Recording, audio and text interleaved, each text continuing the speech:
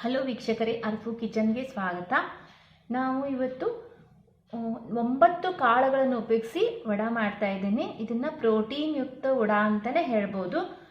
ಈಗಿನ ಕಾಲದಲ್ಲಿ ಮಕ್ಕಳು ದೊಡ್ಡವರಾಗಲಿ ಕಾಳು ಅಂದರೆ ಅಷ್ಟು ಇಷ್ಟಪಡಲ್ಲ. ಈ ರೀತಿ ಮಾಡಿ ತಿಂದರೆ ನಮಗೆ ಪ್ರೋಟೀನ್ ಸಿಕ್ಕಂಗೆ ಆಗುತ್ತೆ. ಹಾಗಾದರೆ ಬನ್ನಿ ಯಾವ್ಯಾವ ಕಾಳು ಅಂತ ನೋಡೋಣ. ನಾವು ಮೊದಲಿಗೆ ನಾನು ತೊಗೊಂಡಿದ್ದು ಕಡಲೆ ಕಾಳು ತೊಗೊಂಡಿದ್ದೀನಿ. ಎಲ್ಲ ಸಮ ಸೈಜು, ಯಾವುದಾದ್ರೂ ಒಂದು ಅಳತೆ ತೊಗೊಳ್ರಿ. ನೀವು ಯಾವುದಾದ್ರೂ ಒಂದು ಗ್ಲಾಸ್ ಆಗಲಿ ಯಾವುದೇ ಆಗಲಿ ಅದರಲ್ಲಿಂದ ಸೇಮ್ ಸೈಜ್ ಎಲ್ಲನೂ ಅಷ್ಟೇ ಹಾಕಿದ್ದೀನಿ ನಾನು.